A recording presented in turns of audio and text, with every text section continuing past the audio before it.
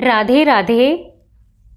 आज मैं श्रीमद् भगवद गीता यथारूप के दूसरे अध्याय से 40वां श्लोक हम सब के कल्याण की प्रार्थना के साथ पढ़ूंगी। ओम श्री परमात्मने नमः।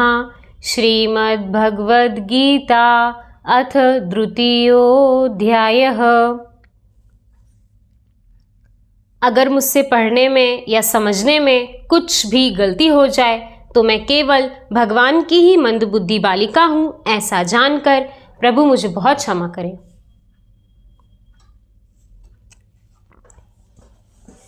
दूसरा अध्याय गीता का सार 40वां श्लोक। यावानर्थ उदपाने सर्वतः संप्लुतोदके तावान् सर्वेषु वेदेषु ब्रह्मणस्य विजानतः। एक छोटे से कूप का सारा कार्य एक विशाल जलाशय से तुरंत पूरा हो जाता है। इसी प्रकार वेदों के आंतरिक तात्पर्य जानने वालों को उनके सारे प्रयोजन सिद्ध हो जाते हैं। तात्पर्य वेदों के कर्मकांड विभाग में वर्णित अनुष्ठानों एवं यज्ञों का ध्येय आत्म साक्षात्कार के क्रमिक विकास को प्रोत्साहन करना है और आत्म साक्षात्कार का ध्येय भगवद गीता के 15वें अध्याय में इस प्रकार स्पष्ट किया गया है। वेद अध्ययन का ध्येय जगत के आदि कारण भगवान श्री कृष्ण को जानना है। अतः आत्म साक्षात्कार का अर्थ है कृष्ण को तथा उनके साथ अपने शाश्वत संबंध को समझना।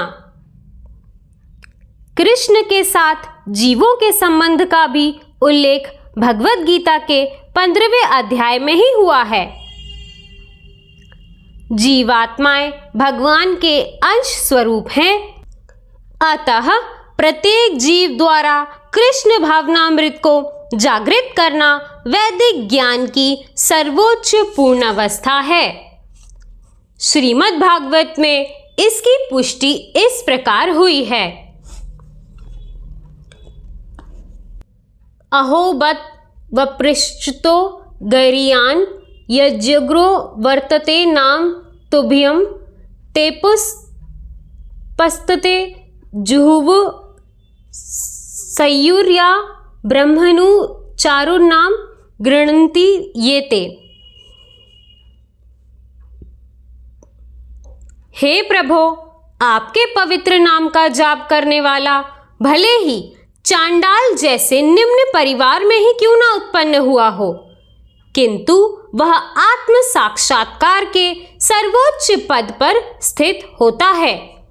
ऐसा व्यक्ति अवश्य ही वैदिक अनुष्ठानों के अनुसार सारी तपस्याएं संपन्न किए होता है और अनेक बार तीर्थ स्थानों में स्नान करके वेदों का अध्ययन किए होता है। ऐसा व्यक्ति आर्य कुल में सर्वश्रेष्ठ माना जाता है।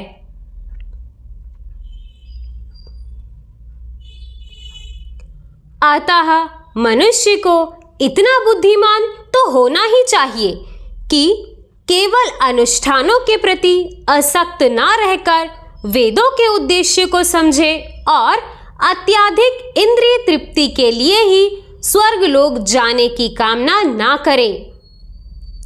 इस युग में सामान्य व्यक्ति के लिए ना तो वैदिक अनुष्ठान के समस्त विधि विधानों का पालन करना संभव है और ना सारे वेदांत तथा उपनिषदों का सर्वांग अध्ययन कर पाना सहज है। वेदों के उद्देश्य को संपन्न करने के लिए प्रचुर समय, शक्ति, ज्ञान तथा साधन की आवश्यकता होती है। इस युग में ऐसा कर पाना संभव नहीं है, किंतु वैदिक संस्कृति का परम लक्ष्य भगवान नाम कीर्तन द्वारा प्राप्त हो सकता है, जिसकी संस्तुति पतितात्माओं के उद्धारक भगवान चैतन्य द्वारा हुई है।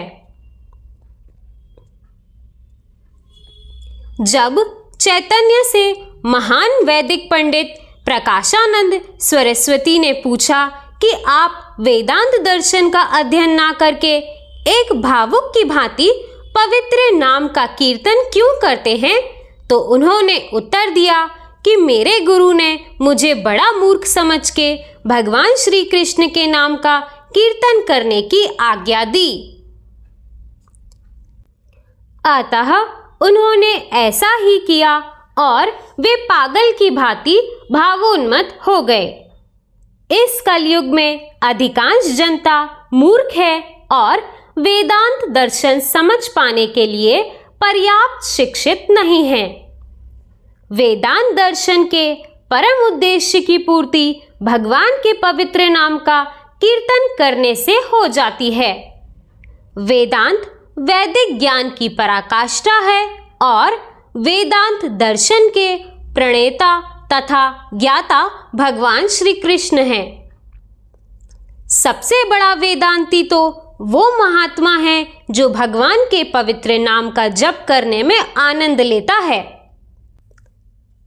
संपूर्ण वैदिक रहस्यवाद का यही चरम उद्देश्य है। राधे राधे।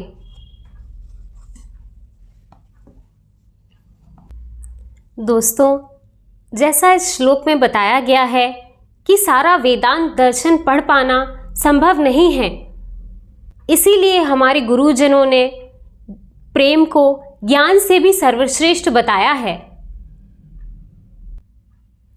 भगवान को प्राप्त करने की केवल एक ही विधि है और वो है प्रेम।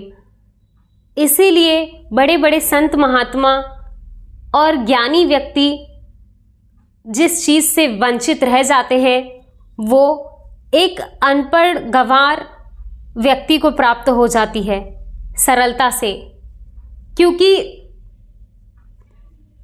भगवान केवल विशुद्ध प्रेम को समझते हैं। दुनिया की बाकी सारी चीज़ें तो हमारे द्वारा बनाई गई हैं। वेदांत दर्शन, आध्यात्म, कर्मकांड, ये सब मनुष्य की रचना है, पर प्रेम भगवान की रचना है।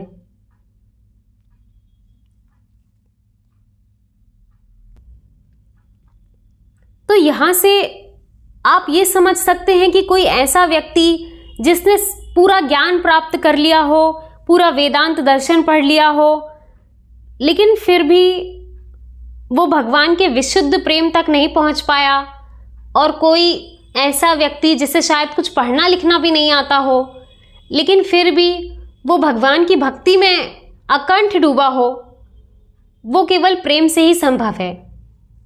हमारे गुरुजी तो ये भी कहते हैं कि अगर आपको भगवान से विशुद्ध प्रेम हो जाए तो ज्ञान तो स्वतः ही प्राप्त हो जाता है। अब आप सोचोगे कि प्रेम से ज्ञान किस तरह प्राप्त हो सकता है। इसका एक उदाहरण आप सांसारिक दुनिया में देख सकते हो। एक माँ जो ज़्यादा पढ़ी लिखी ना हो, कभी उसने कोई पढ़ाई ना की हो,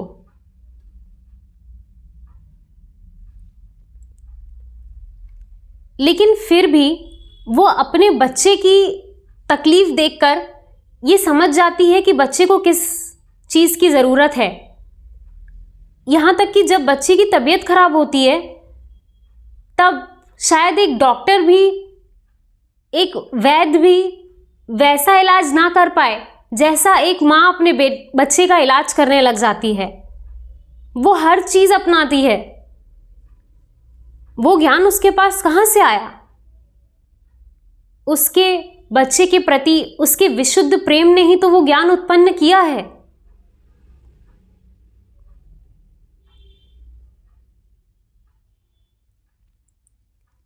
यहाँ तक कि बड़े से बड़ा मनोवैज्ञानिक भी आपकी चीज़ों को ना समझ पाए, लेकिन आप अपने किसी प्रेमी व्यक्ति को अपने मन की व्यथा को समझाएं तो वो समझ जाता है।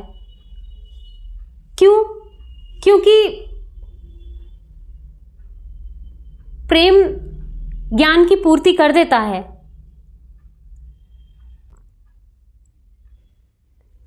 मुझे याद है अभी हाल ही में मेरे किसी सांसारिक व्यक्ति ने मुझसे पूछा कि आप श्रीमद् भगवद गीता के कौन से अध्याय तक आ गए हैं।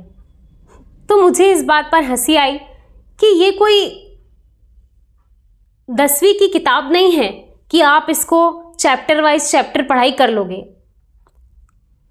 इसके अध्यायों को समाप्त कर लोगे या आखिरी पेज तक पहुंच जाओगे तो आप बहुत बड़े महान भक्ता बन जाओगे। आप श्रीमद् भगवद गीता जी के केवल एक श्लोक से भी अपने जीवन को परिवर्तित कर सकते हैं। और अगर उस विशुद्ध प्रेम की भावना, वो कृष्ण भावना मृत तक आप नहीं पहुंचे तो पूरी श्रीमद् भगवद गीता को आप याद भी कर लें तो भी वो सिर्फ वैसा ही होगा जैसे हमने अपनी व्यावसायिक अध्ययन करने के लिए पूरी किताबें याद कर लेते थे, उनका कोई मतलब होता नहीं था। तो इसी प्रकार से ये कोई किताब नहीं है कि इसको पूरा पढ़ाई आखिर तक, आखिरी चैप्टर तक पढ़ना है। ये भगवान तक पहुंचने की एक यात्रा है। जैसे एक और उदाहरण के साथ समझाती हूं। कोई आपसे पूछे कि आपके किसी प्रेमी व्यक्ति ने आपके लिए कितने पन्नों का प्रेम पत्र लिखा, तो आप क्या बोलोगे? कि प्रेम में कितने पन्ने लिखे ये जरूरी नहीं है, एक लाइन भी लिखी है लेकिन क्या भाव है वो जरूरी है। इसी प्रकार भगवद गीता के उपदेश हमारे लिए बस एक लाइन भी अगर कोई व्यक्ति समझ जाए, ये बात जानकर कि ये भगवान ने हमारे लिए लिखा है, उतना भी पर्याप्त होगा उसको भगवान तक पहुंचने में। हमारे गुरुजी ने एक बहुत सुंदर कहानी हमें सुनाई थी। वो बताते हैं कि एक बार एक प्रोफेसर रहते हैं, एक महाविद्यालय के बहुत बड़े आचार्य रहते हैं। उन्होंने बहुत वेदांत दर्शन को पढ़ा हुआ होता है, बहुत ज्ञानी होते हैं वो। श्रीमद् भगवद गीता जी उन्हें कंठस्थ याद होती है, कौन से अध्याय में कौन सा श्लोक दिया है उन्हें सब कुछ याद होता है। कहने को तो वो बहुत बड़े ज्ञानी महात्मा थे, परंतु उनके जीवन को जब मैंने निकट से देखा तो वो अपने जीवन में बहुत सी चीज़ों को लेकर परेशान रहते थे, एक संशय आत्मा की तरह रहते थे। उन्हें लगता था कि पता नहीं भगवान करेंगे कि नहीं करेंगे, आगे क्या होगा क्या नहीं होगा, कुछ कह नहीं सकते। इस तरह से वो काफ़ी मानसिक रूप से व्यथित रहते थे। और वहीं उन्होंने एक किसी ऐसे व्यक्ति को देखा जो कुछ पढ़ा लिखा नहीं था, उसे अक्षर ज्ञान नहीं आता था, वो कुछ पढ़ नहीं सकता था। वो एक बार मंदिर में बैठ के श्रीमद् भगवद गीता जी को लेकर रो रहा था। तो किसी ने उनसे पूछा कि आप रो क्यों रहे हो और आप भगवद गीता जी लेकर कैसे बैठे हो, आपको तो पढ़ना नहीं आता, तो आप गीता जी लेकर क्यों बैठे हो? तो वो बताते हैं कि मुझे पढ़ना नहीं आता, परंतु मेरे गुरुजी ने बोला है कि आपको रोज भगवद गीता का अध्ययन करना है, तो मैं रोज गीता जी लेकर बैठता हूँ और इसमें ये जो चित्र बने हैं इनको मैं देखता रहता हूँ। तो इस चित्र में मैंने देखा कि भगवान खुद अर्जुन के रथ को चला रहे होते हैं। इसका मतलब तो यही है कि हमारे जीवन की बागडोर भगवान ने संभाल के रखी है। भगवान जो जगन्नाथ हैं, त्रिलोकी स्वामी हैं, जिन्होंने सृष्टि की रचना की है, वो खुद हमारे रथ पर बैठकर हमें सही दिशा दिखा रहे हैं। ऐसा प्रेम तो केवल भगवान ही अपने भक्त से कर सकते हैं। बस यही बात सुन के वो भाव विभोर थे और बस रोते ही चले जा रहे थे। यहाँ पर मेरा मूल उद्देश्य यही बताना है कि वेदांत दर्शन हो, आप ज्ञानी हो, ठीक है, लेकिन भगवान तो प्रेम से ही रीझते हैं। तो दोस्तों, आपको वैदिक ज्ञान की बातें समझ में आए या ना आए, आप कर्म कांड में ज़्यादा उत्कृष्ट हो या ना हो, परंतु ये बात हमेशा याद रखना कि केवल भगवान के पवित्र नाम में ही इतने सामर्थ्य है कि वो आपको सभी भवबंधनों से छुड़ाकर भगवान तक पहुंचाने में समर्थ रखता है।